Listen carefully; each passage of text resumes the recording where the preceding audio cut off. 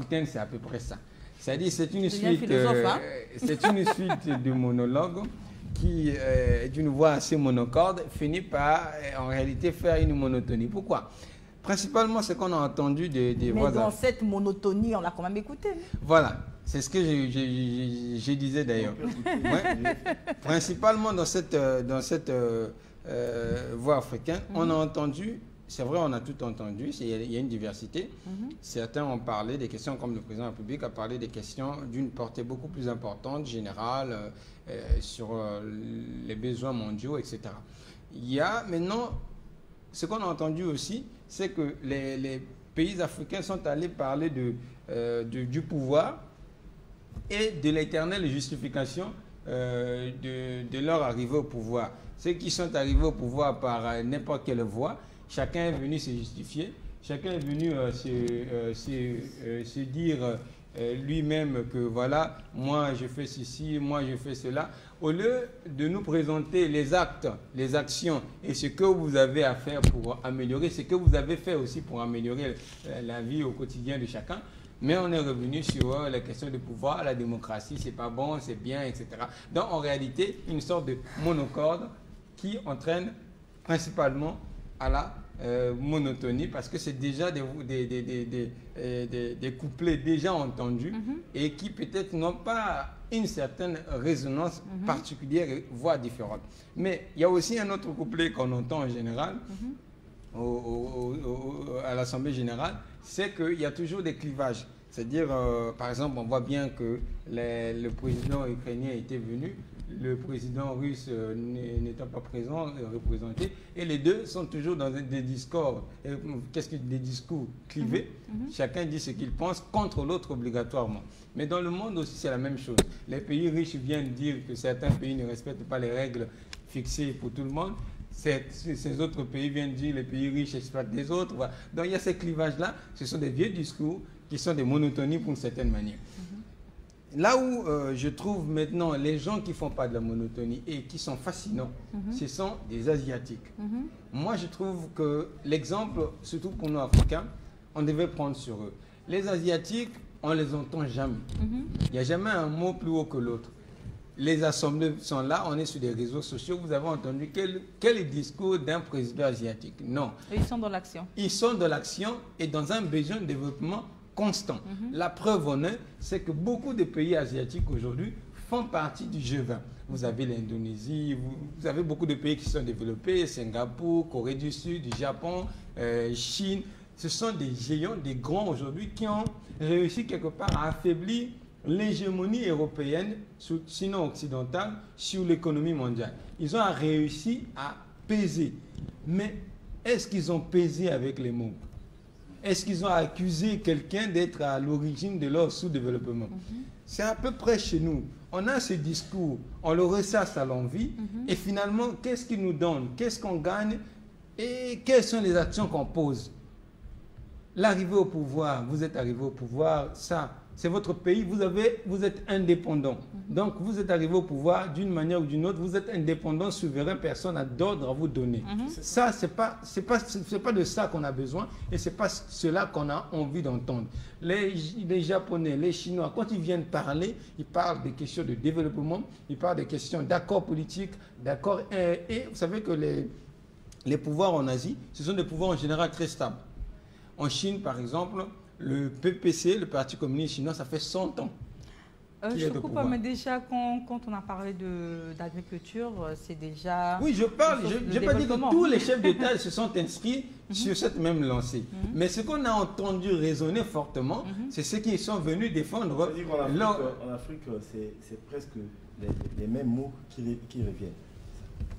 Et donc pour nous, et tu m'as donné là une perche, et que je vais prendre, pour nous c'est très important de prendre de la hauteur par rapport à ce que le président de la République représente aujourd'hui. Ce qu'il dit à la tribune de l'Assemblée nationale, l'Assemblée générale, on prend par exemple le cas des 3 bassins. C'était un sommet important qui met le Congo au sommet d'un certain nombre de pays qui œuvrent pour le bien commun, ou du moins le bien universel de tout le monde. Et donc, c'est à nous, Congolais, lambda, Congolais dans tous les niveaux, de s'arrimer à cette vision-là, d'être aussi à la hauteur de ce qui est donné. Par exemple, le sommet arrive. Est-ce que les maires de la ville de Brazzaville, ça sera au président de lui dire un tel maire de la propriété? C'est à lui de dire qu'il y a un sommet énorme de faire, nous qui sommes dans les médias, est-ce qu'on ne peut pas travailler de façon à mettre de la lumière? Et donc, tout le monde doit essayer de se mettre au diapason, et d'ailleurs même le gouvernement doit se mettre au diapason de ce que, le président porte comme voix, pour que nous ne soyons pas dans cette monocordie et de cette monotonie que l'on a aujourd'hui assez d'entendre, et on veut vivre autre chose. Et donc c'est à nous de travailler. Il faut vraiment que l'on prenne ou que l'on embrasse peut-être ce que les Asiatiques nous donnent comme leçon, pas de bruit. Et d'ailleurs, c'est Deng Xiaoping qui avait dit cela. Chacun doit cacher sa force pour attendre son heure. Et c'est à nous de cacher notre force, de travailler pour attendre notre heure, d'imposer notre vision de développement dans le monde entier. Très bien, alors moi je reste optimiste. J'espère que la voix de l'Afrique finira par résonner un jour. On y croit, et puis on espère également qu'elle prendra exemple sur l'Asie. Alors Dadi, merci pour toutes tes précisions. Je te garde avec moi. Tu me rejoins ici. On va faire place à Carmen. Nous recevons Carmen Lukombo, avec qui nous parlerons de la journée mondiale de nettoyage. Carmen.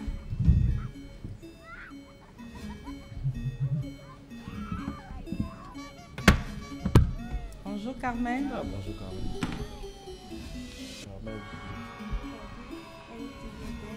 Carmen. Merci, je te retourne le compliment. Alors, comment il va ce matin?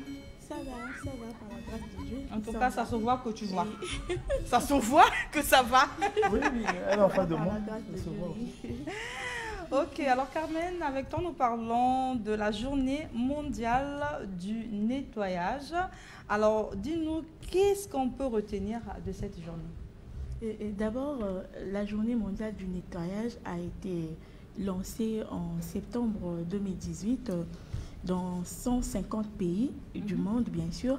Et chacun est donc appelé, quelle que soit sa nationalité ou son lieu de résidence, de pouvoir retrousser ses manches et à se joindre à l'effort commun.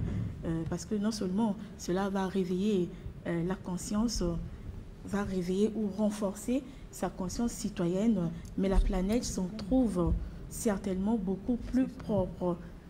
Et parce que quand tout le monde se met à travailler, et notre environnement sera bien plus propre qu'avant.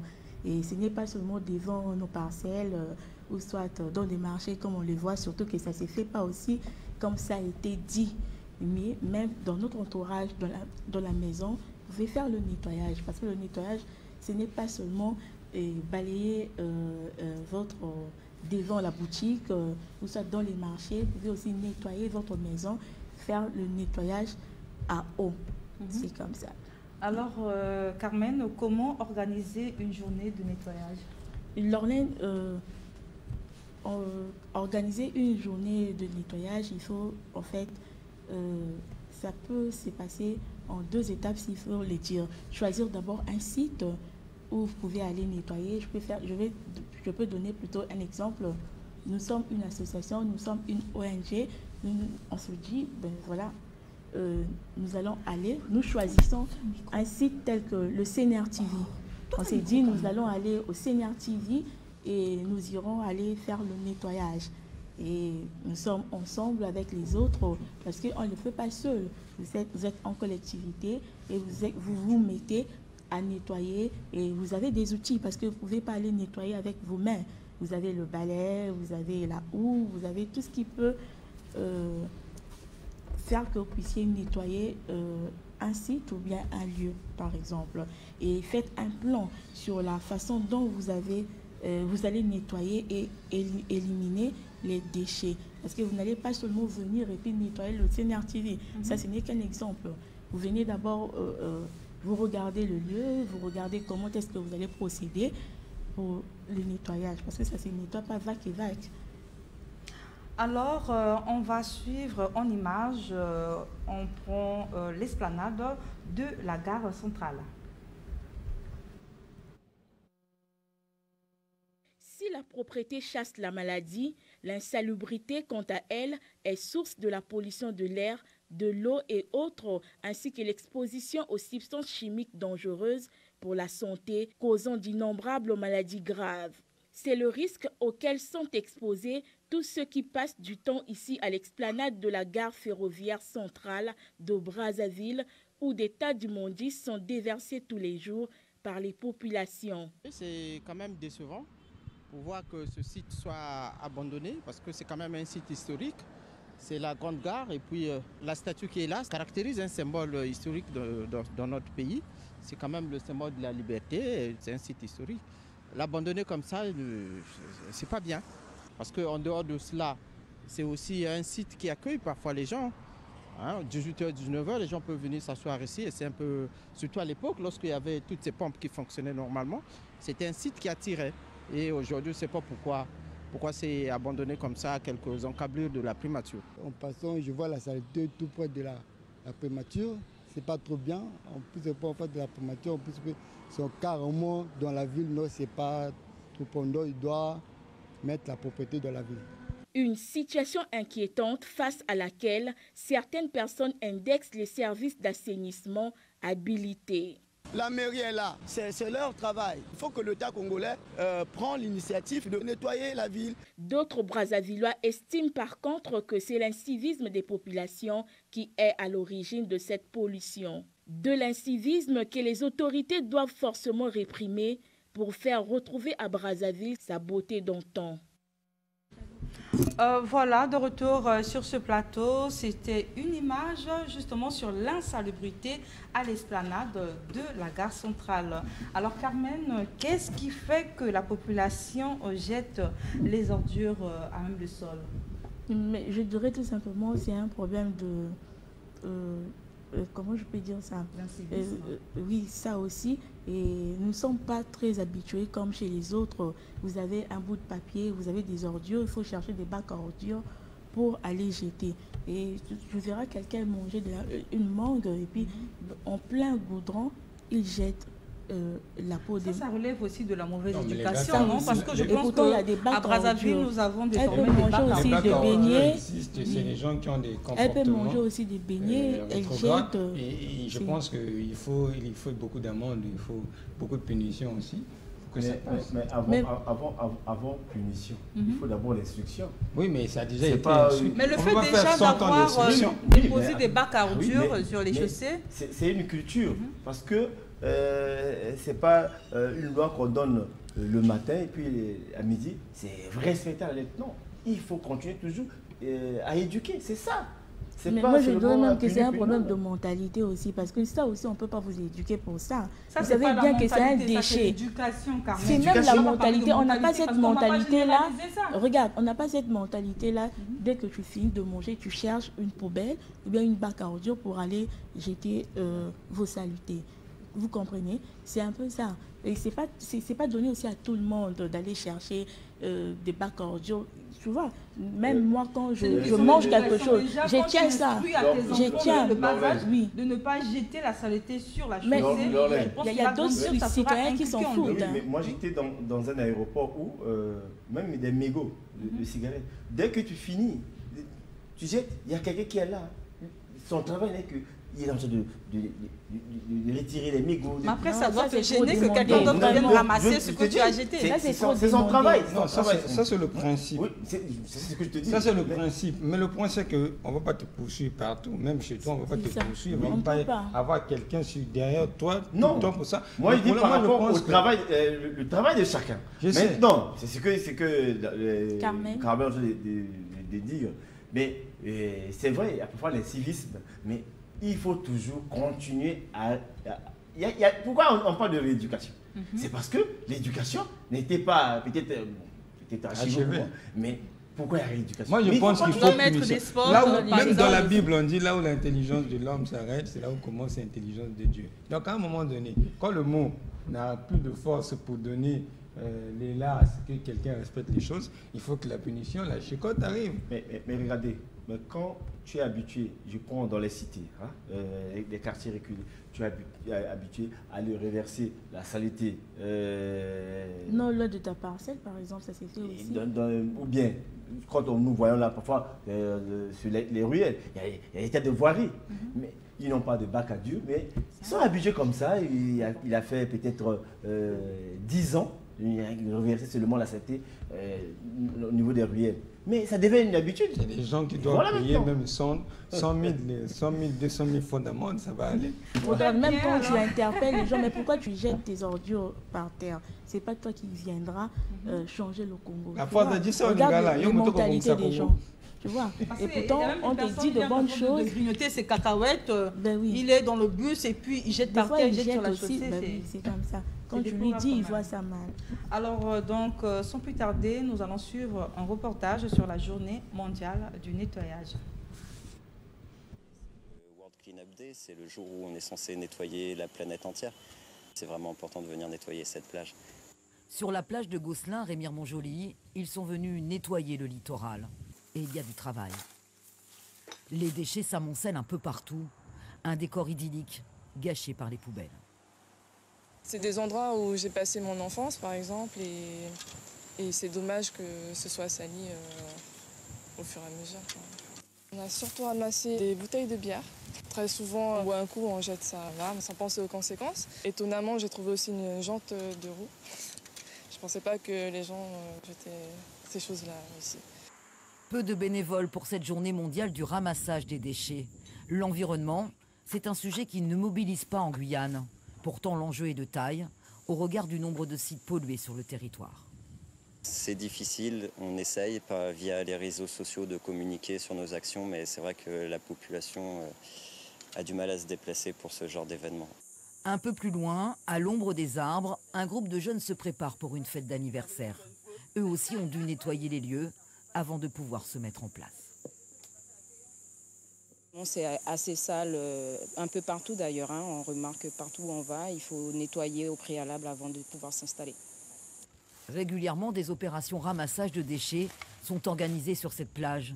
Mais les pollueurs sont plus nombreux que les ramasseurs. Une action citoyenne qui pourrait aussi être suivie par une action municipale, comme le ramassage régulier des poubelles devant la plage. Suivez l'info sur Guyana Première, télé, radio et Internet. De retour sur ce plateau, alors Carmen, un mot de la fin en rapport avec cette journée mondiale de nettoyage. Ça, je ne veux pas manquer de mots, de Lorlaine, mais tout simplement dire à tout le monde, y compris nous autres, de ne pas jeter n'importe où de déchets. Et plus nous jetons des déchets ici et là, ça nous amène beaucoup de maladies. Ça peut être aussi la toux, parce que la toux, quand il y a aussi de la poussière, vous pouvez attraper la toux, plein de maladies. Donc, essayez au moins de vous arranger quand vous mangez quelque chose. Si vous avez un sac, mettez ça dans un sac, parce que peut-être que vous êtes en dehors de la maison, vous êtes dans un bus, dans un taxi, mettez ça dans votre sac. Si vous n'avez pas de sac comme des hommes, vous pouvez tenir vos déchets et puis en descendant, vous pouvez trouver un endroit où vous pouvez jeter vos ordures. Merci Carmen. Alors, on va marquer une petite pause, on va se détendre un peu. Alors, si la régie peut nous balancer une belle musique pour se détendre un tout petit peu. C'est parti.